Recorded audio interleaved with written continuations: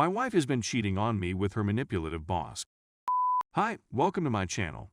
Today, we got a story from r/infidelity where OP wife has been cheating on OP with her manipulative boss. Before we start, if you have any personal stories of how you got out of a toxic relationship with your cheating wife or girlfriend that you want to share, feel free to email them to me. Let's get started. Original story. I have been with my wife for 7 years. At first, it was great. She was my soulmate and I was hers. We had similar interests in sports, entertainment, social issues, more on that later, holiday destinations, etc. We were happy for years. However, things started to change when my wife was becoming more distant, even slightly colder. Now, let me give you some insight. We have been together for 7 years. For 5 years, it was, as I said, happy. I felt I was her world as she was mine. We went out with friends and I see her always smiling at me when we talked to our friends. She would take care of me when I was sick, as I did with her. She would back me whenever needed. She was my rock, my best friend, my one and only. We would do many things together like hiking, camping, wildlife resorts, same interests, go to watch football. We had a passion for each other. I never wanted her to change. When I first met her, she was beautiful. Brunette curly hair, stunning smile, and so nice. She always implied the same with me. She made me feel special. Not once did I feel inadequate or insecure about myself, more on that later. As I said, for over 5 years it was great. But things started to change when her new supervisor started at her work. I'm calling him Margus. Now at first she would come home and talk about Margus. She would say that he's funny and makes people feel good. Of course, I was slightly taken aback at first because she would usually come home and ask about my day and hers. But she immediately talked about Margus straight away. However, at the time I brushed it off as someone new at her work after she's seen the same faces for years. So when Margus showed up, it was refreshing. Weeks pass and my wife seems to be more distant and secretive. She would go out to work nights, which didn't bother me as she went on plenty before. However, we were meant to go out to a mutual friend's house for drinks. He's in a bad way as he has been diagnosed with severe disease. My wife, as I said, is a rock usually, empathetic and supportive. So, when we found out about our friend, Daniel, we didn't hesitate to go over and show our support. The night came to go over and my wife was running late from a work night out. I called her a few times and no answer. I texted her, no answer. After waiting, I decided to go to Daniel's myself. Daniel and I talked about how he's adapting and coping. During that time, I fell for Daniel. Such a nice guy. To have this is cruel. Afterward, I got home and I'm seething. My wife is still not home. No missed calls or texts. Seriously, I couldn't believe it.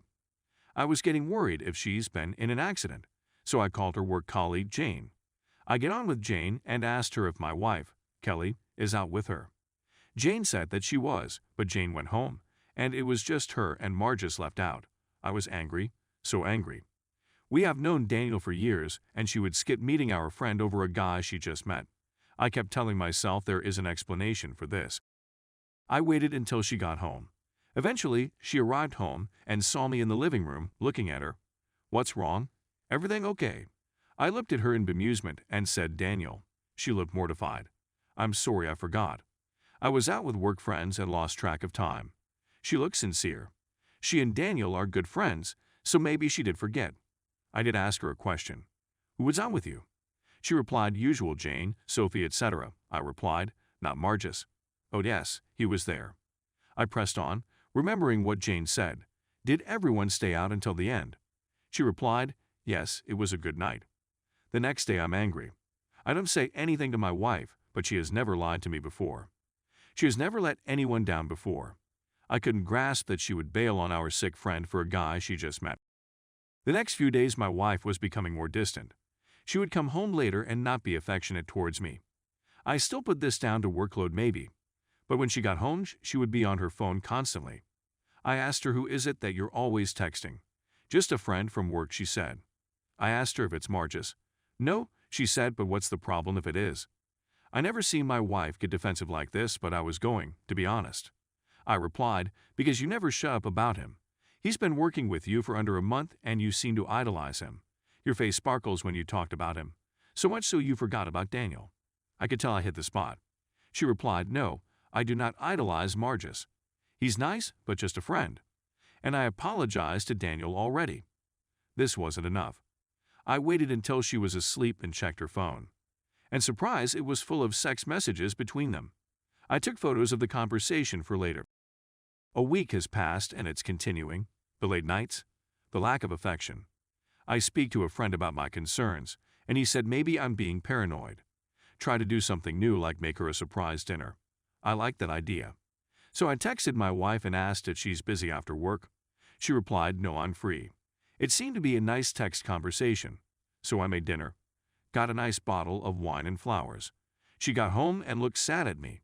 She said she's sorry, but a friend from work is organizing a surprise birthday party for a colleague, and that night is the only night they have.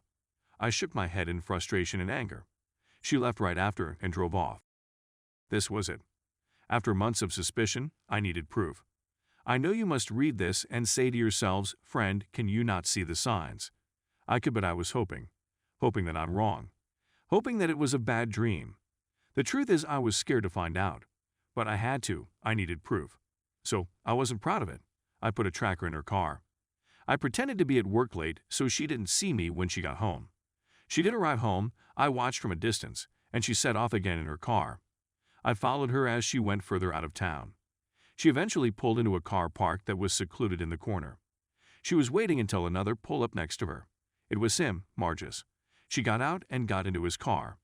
It was obvious what they were doing. I recorded her getting into his car for evidence against her. Now, this is where the damage hurt. I looked in the iPad and checked to see text conversation, but nothing. However, what I was about to see I will never forget. There was a folder of pictures of my wife naked, making sexual positions for him.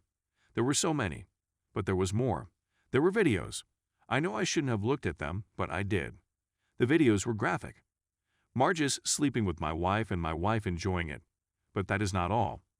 My wife was seen sleeping with another woman and another man, with Margus there. But the other man was someone who made me sick. He is a bigot.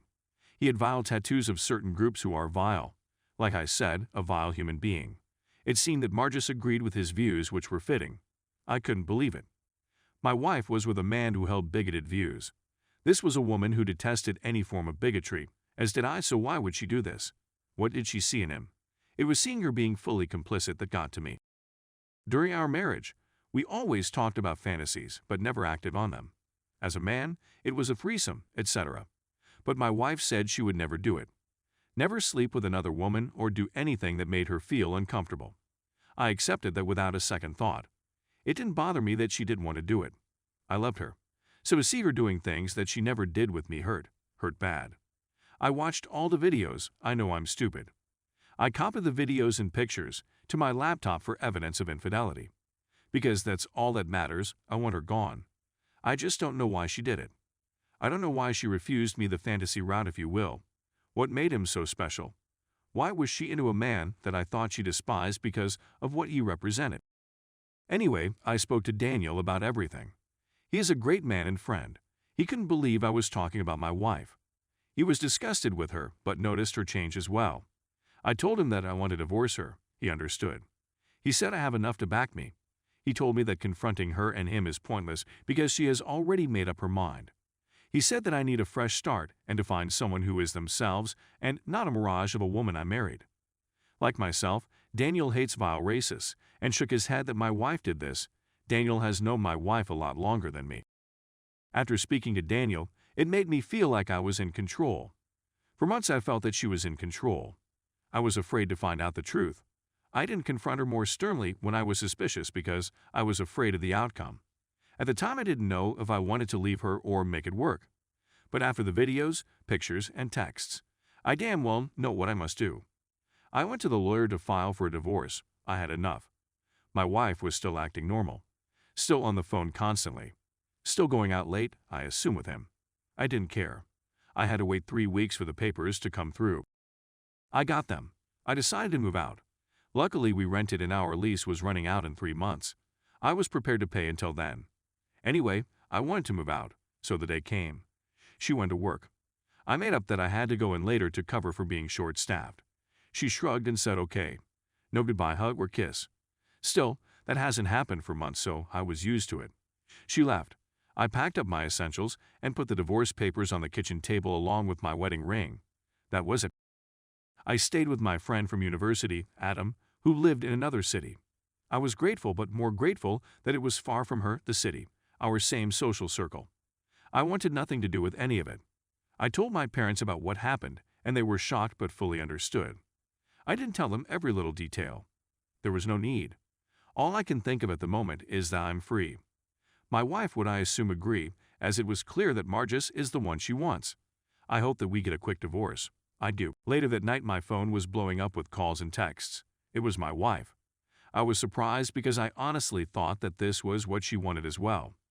But it seems that I couldn't be more wrong. I didn't speak to my wife. I had no interest in it. I read her messages, and all of them consisted of "I'm sorry," "I love you," "Please can we talk," etc., etc. This lasted for hours. I blocked her number and deleted all my social media accounts. I spoke to my lawyer about my wife signing the divorce, but she hasn't signed. She did contact me through email. I wanted to have some way of communication because I still want the divorce. She sent me an email again saying sorry several times and that we needed to talk.